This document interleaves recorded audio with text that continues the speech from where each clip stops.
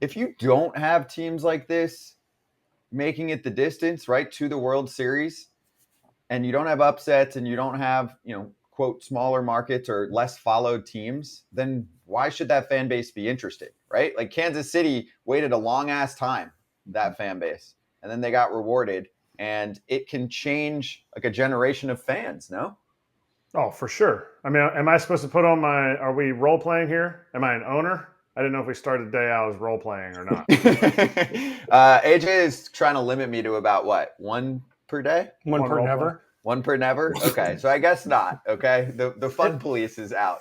No, this is what you hope your team, the team that you want to root for, is going for, is trying to A, make the playoffs, B, make the World Series. And those kind of things don't just happen on their own. They don't just happen. But to me, especially if you're a Diamondbacks fan or if you're a Diamondbacks team, fans just aren't going to come out because, well, you're the only baseball team in town. It's like the Rays syndrome. Like, yes, I get it. There's no other professional teams because Orlando will never get a team, but they're not just going to come out. You have to like sell yourself to the city.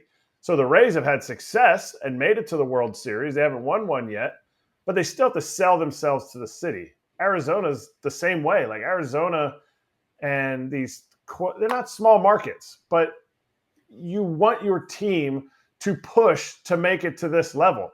I don't know that the Diamondbacks necessarily pushed to make it to this level. They just did it their way, and look at them now. Mm-hmm. Is it good? It's good. If don't tell the teams that are on the players on those two teams, it's not a good World Series. Don't tell the Diamondbacks and the Rangers. They don't care who's watching. They don't care how many people are watching. They only care about they're the last two teams standing. You got a chance to win a World Series ring. Like here's the thing about, and obviously as someone that works for Fox and I hear about the ratings and all that stuff all the time. You can't control the matchups. Now there obviously are better matchups for viewership wise because they have built-in fans over years and years and years of Yankees, Red Sox, Cardinals, Cubs, Dodgers. Like they have built-in fan bases from years and years and years of winning and years of tradition. But don't tell me the hardcore Diamondback fans aren't just as interested in this as the hardcore Ranger fans, as the hardcore Astro fans, as the hardcore Yankee fans. They all are. They're just more Yankee fans because it's been bred in them for generations to watch the Yankees.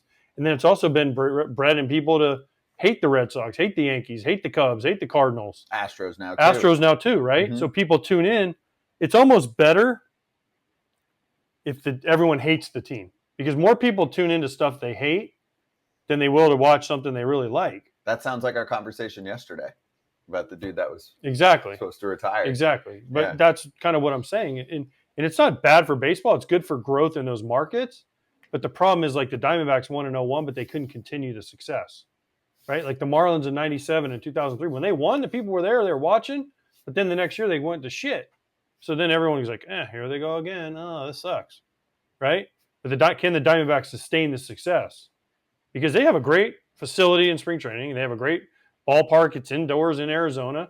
They're in the same city, so everything is contained in Phoenix. So they have fans. It's just a matter of can they sustain the success? Because what happens, and you know this, and Kratz and Locane, you guys know this, as soon as you start losing, everyone goes away. It's like, I don't want to go to that. I mean, the hardcore fans, Kansas City still got 14, 15,000, but when that place was rocking, there was 40, 50,000 every night. So you have to sustain the success and keep people interested. Because, listen, I live in Orlando. We have the Magic. They've been terrible for years. They're supposed to be pretty decent. There's a little bit more excitement in the air about, hey, I want to go to Magic games. Now, when we had Shaq and Penny, you couldn't get a ticket. Everyone took over, right? It was insane. But then Shaq left, Penny left. They went to shit. And then they got Dwight Howard and that whole crew again. They made it to the finals. Everyone was excited. Now, they haven't done that for 20 years. Guess what? Everyone's like, it's Magic.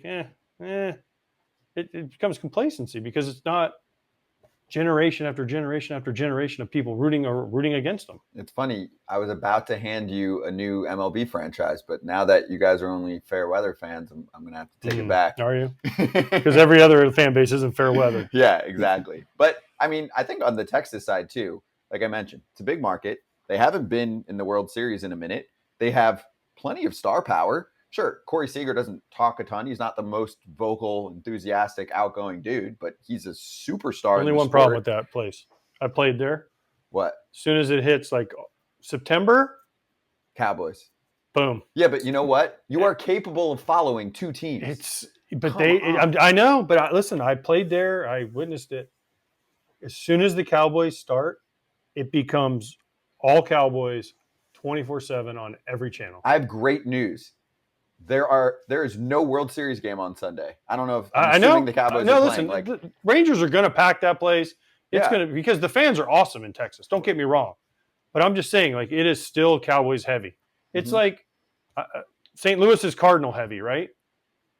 Because that's the only team they have. I mean, they have the Blues, but honestly, it's Cardinals. But there are other cities. Pittsburgh, the Steelers start. Guess what? No one goes to Pirates games. Well, the Pirates also don't treat their fan base But well. I'm just saying, it's just everyone's Steeler fans. Right. And also the St. Louis lost the Rams. They took them away. That's why San Diego gets a lot of credit there too. Let's do this quick, and then we're going to cover Dusty Baker news on the other side. Game 1 starters announced. So let's show that. You've got Mr. Eovaldi matching up against Zac Gallen. Eric Kratz has been breaking down the numbers. Do you agree with the decision-making process? I think Gallen was pretty obvious. Eovaldi versus Jordan Montgomery. I can see Monty pitched more recently out of relief, and I don't know if you've got a righty-lefty thought process there, but you can make a case for either side. I think you can make a case for either side. I think that it ended up tipping on the only numbers I could see was the fact that Monty pitched recently and Eovaldi didn't. I mean, you were saying before about how it could be lefty-righty combo. I just think, they didn't do anything against Ranger Suarez. Yeah, they scored the 3 runs in the last game, but I thought the Diamondbacks struggled against curveballs. I really, the only number that I see as far as like a pitch that sticks out to me is that slider that Monty throws. And I thought they struggled against them. So to me, it has to be about the fact that Monty just pitched.